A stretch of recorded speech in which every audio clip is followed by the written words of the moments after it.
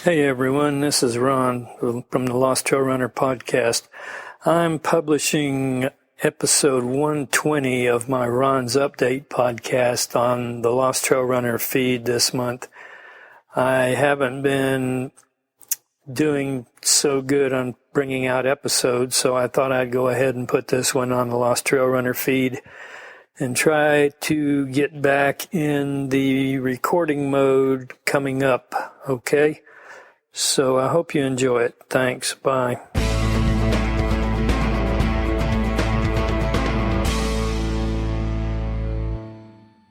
I'm in my mobile recording studio, and I am somewhere on the highway between Athens, Georgia, and Commerce, Georgia, on Highway 441.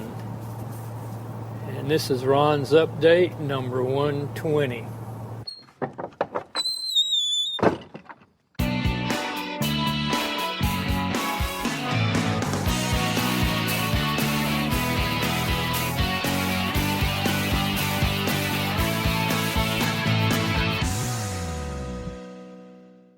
I guess it's time to go over the Peachtree Road Race with you. It's the 27th of July, and I ran the race on the 4th of July.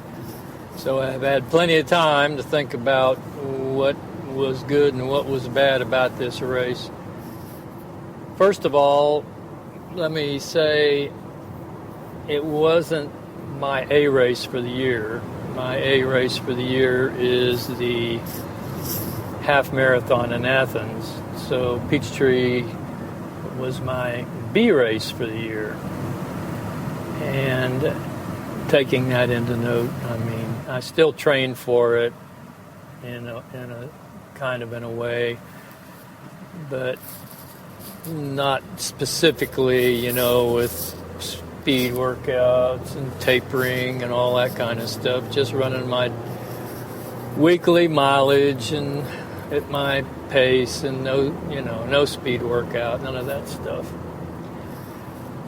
And I'll start with, I went down to the race with Laura on Saturday morning. The race was on Saturday this year. When we got up early, I was in Group H, and I think she was in J, maybe.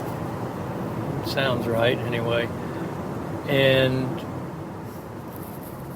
there was a prediction of rain the day before, and I had been talking to people that I associate during the day, and they say, how many times you get rained on during the Peachtree Road Race in 37 years of running it? And I said, 0 times. I've never, ever been rained on for Peachtree. And that was the worst thing to say, because we got up early in the morning, got ready to go. It wasn't raining.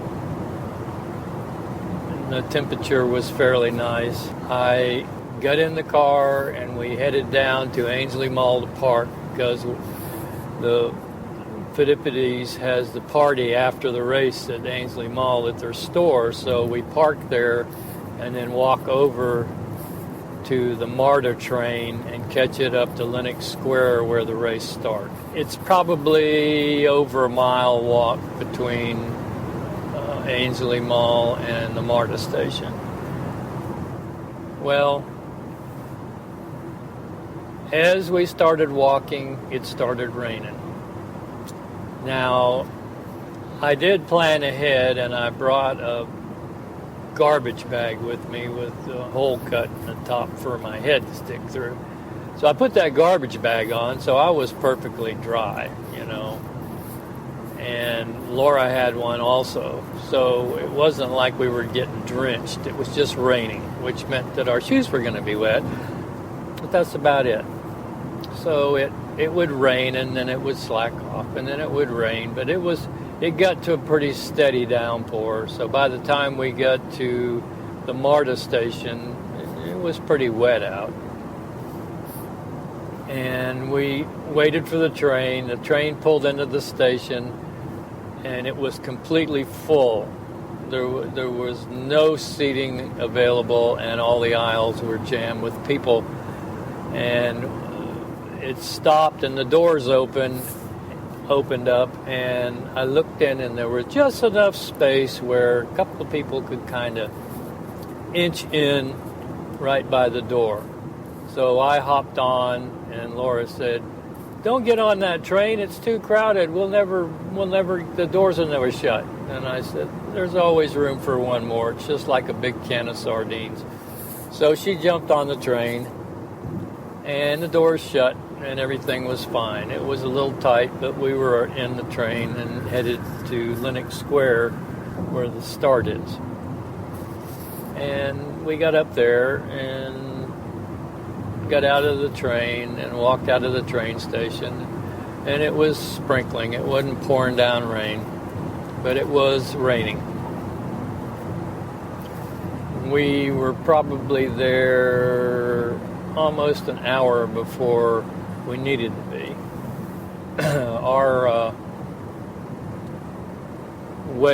My wave actually started at 8:05, and I think Laura was another maybe 10 minutes behind me.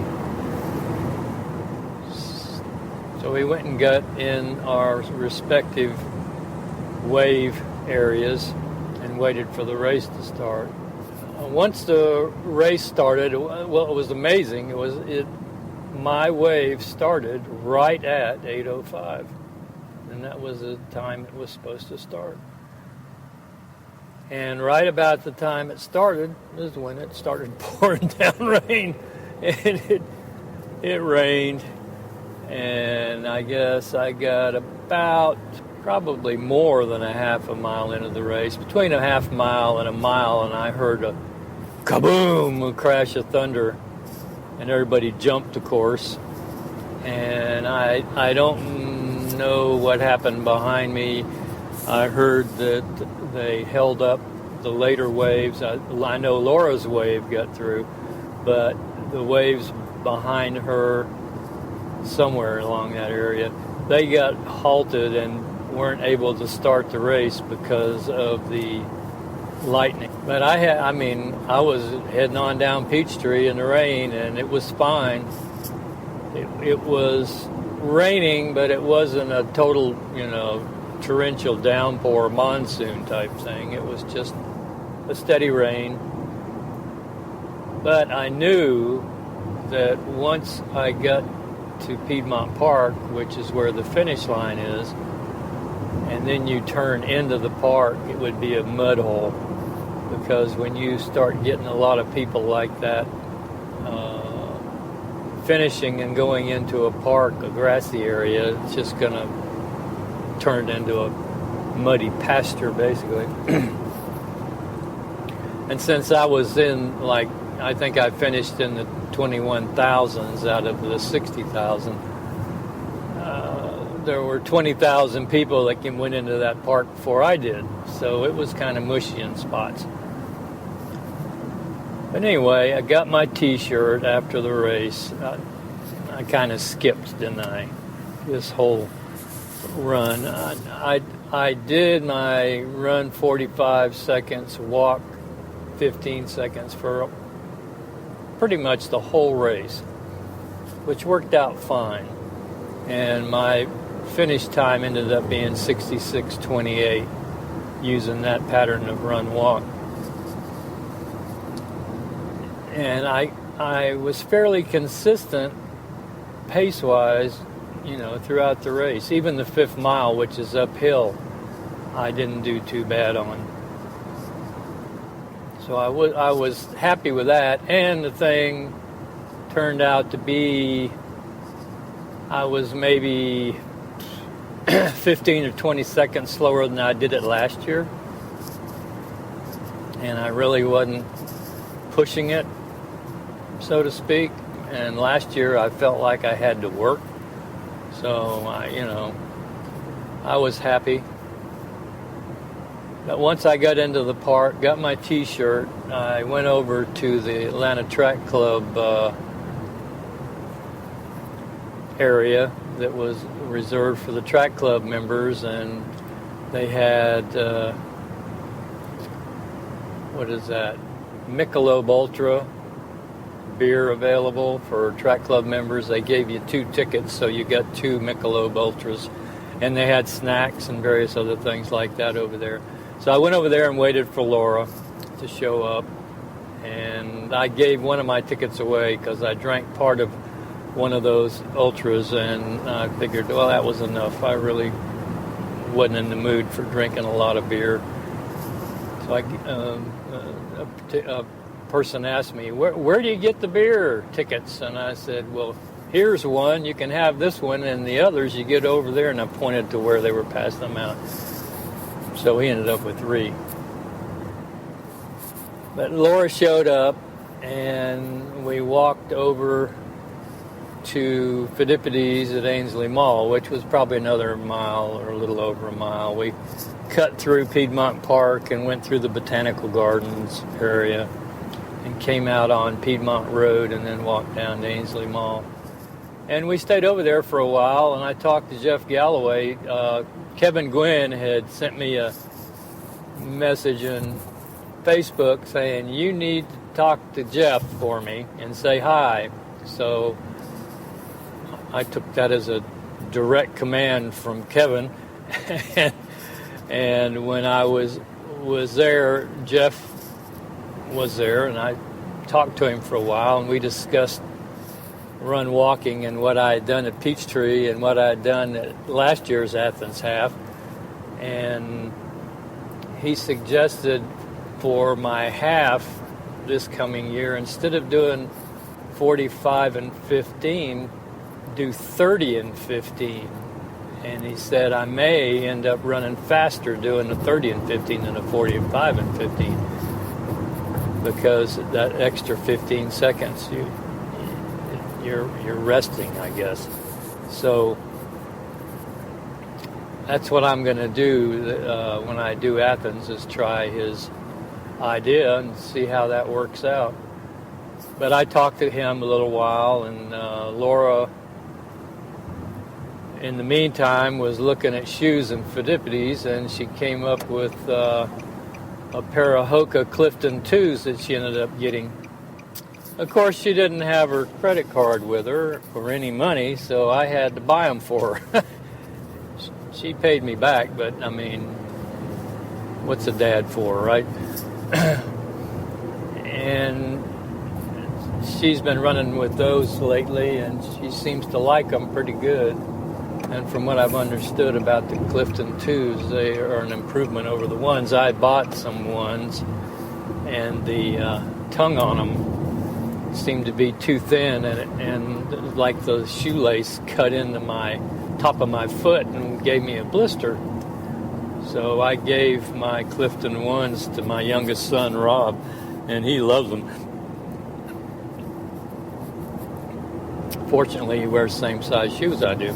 But anyway, back to the party at Phidippides. After I got through talking with Jeff, we went out and got some food. Publix supplied some snacks, and also they had I guess, what do you call them, wraps, like it had turkey, you know, and vegetables, lettuce and stuff like that, tomatoes and stuff, and a wrap. They had turkey, they had ham, and they had veggie.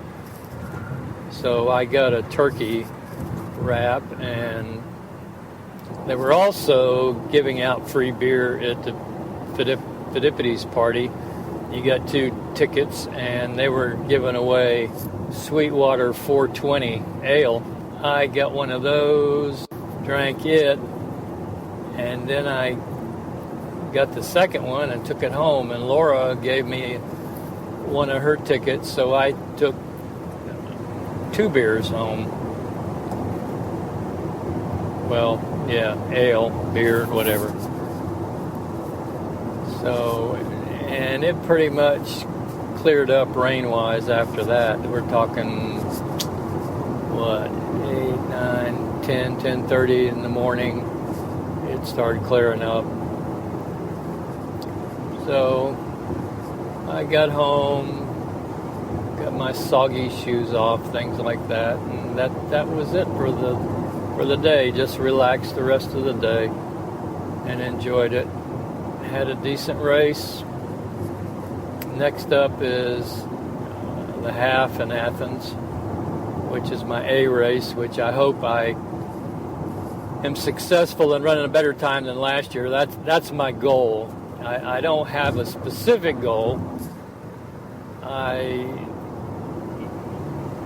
do want to beat the time I did last year, and if I want to place in my age group, I'll tell you about that later on in this podcast, because I have some more to say about Athens.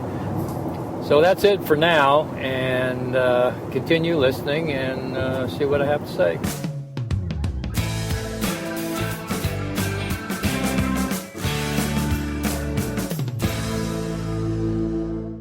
I am starting my training for the Athens Half Marathon in October, but particularly last week, I didn't run very much. The week before that, I ran even less. I think the week before, I ran 2 days and walked one or something. And I guess last week wasn't that bad, because I think I got in a total of about 19 miles. 2 of them was walking. I ran over 6 on Saturday and Sunday. I think I did 6.5 on Saturday and a little over 6 on Sunday. So I think that gave me a little over 12, and I ran over 4.5 on Tuesday. So that's 16, close to 17 miles there running, and then 2 miles of walking. So it wasn't a loss, you know. This coming week, it looks like I'm going to be doing 5 hours worth of running. So actually 5.5 hours. My training schedule says 5 hours and 45 minutes, and I'm trying to schedule this thing out. I want to run about 4 days a week, so it's hard to do 1 hour runs and do 4 days a week when you got to run 5 hours and 45 minutes for the week. So I'm trying to space this thing out and put in a couple of longer runs on Saturday and Sunday, and I'll probably end up having to run 5 days this week, which is okay. I mean, it's just more convenient for me, the way my schedule operates, to do 4 days a week, because I'm working part-time at Enterprise 3 days a week, and I never can tell when we're going to get off work. We could get off at 2:30 in the afternoon. We could get off at 6:30 in the evening. It just depends on what's happening. So it's just better for me having a schedule where I can run on Tuesday and Wednesday and Saturday and Sunday. And the other days, walk a little bit or something. So my next scheduled race that I'm planning for is the Athens Half Marathon. I think it is October 25th, so I've got plenty of time. This is July 27th, so I've got August, September, and most of October to train for it. And I would like to run a little bit faster than I did last year. I saw at the end of the race last year, when they gave out the awards, what the times were that the top 3 were, and I think I came in 5th. and I know what I'm shooting for. I mean, it's out of reach probably, but it gives me something to work for. I want, if I want a place in my age group, 70 to 74, I've got to run between a 150 and 2-hour half marathon. I think the person that won my age group last year ran like a 152. So that's what I've got to shoot for. And I haven't run in the 150s since probably my last one was Disney in 2006, maybe. Something like that. Anyway, that's my planned race. Now I've noticed that the XTERRA trail running series starts over again in September, and the first one is at Harbins Park, which isn't too far from where I live. So it's a 10K, and I might do that 10K trail race. And then I don't know when the next one is after September, but the series has about 6 or 8 races in it, the trail run series, and about 4 or 5 of those races are not too far from where I live. Little Mulberry Park, Victoria Bryant, which is a ways from where I live. That's up near where I'm heading today. It's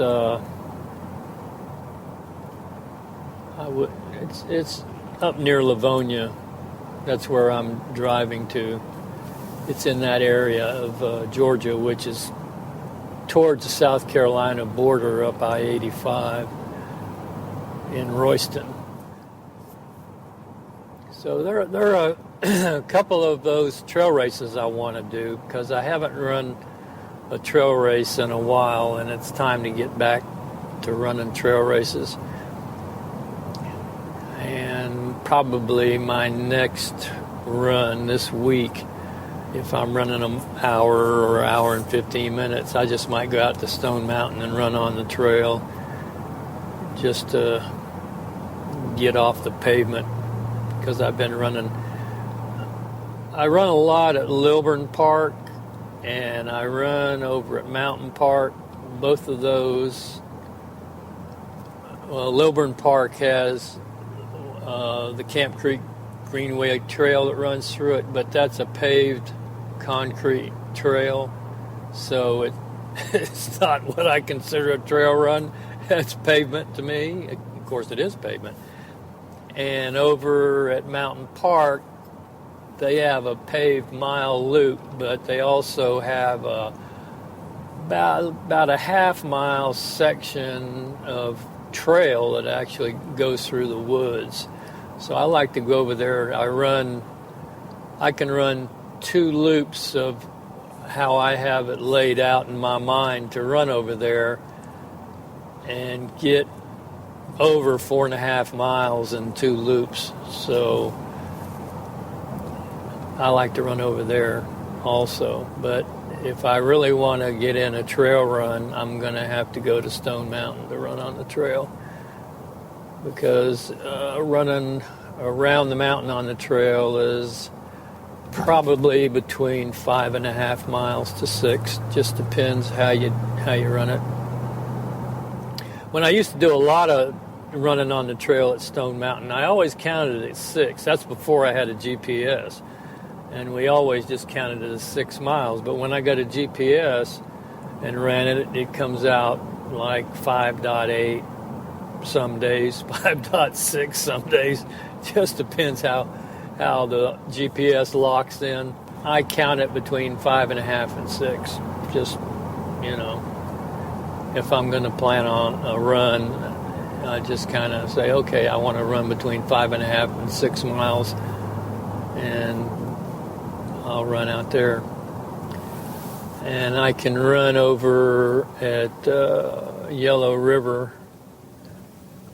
There's a trail system over there. If I run on the trail that's right next to the river, it's more shorter loop. You can, get a couple of miles over there. But if you go across the road on the other side into the park where the horses and the mountain bikes go, you can get some mileage in over there. So that's another option for me, running on trails. So if I'm going to be doing the XTERRA trail running series, I got to start running on the trails more.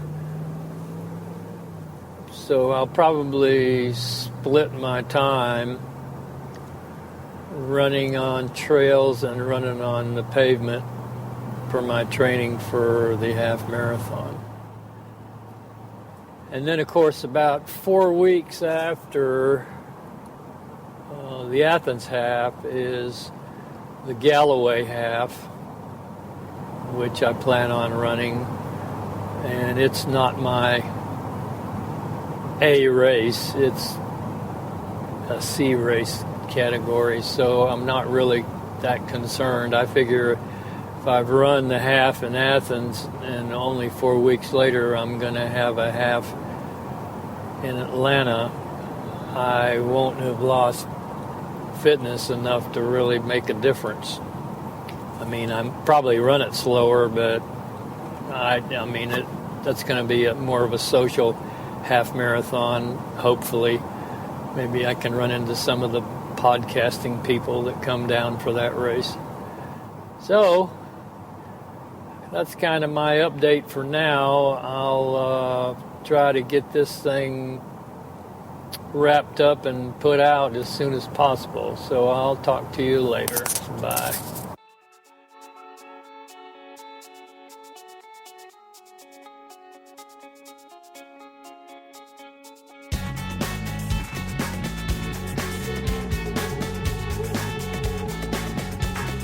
Hey, thanks for listening to today's podcast. We'll be here next time. Keep the emails coming in and be sure to subscribe.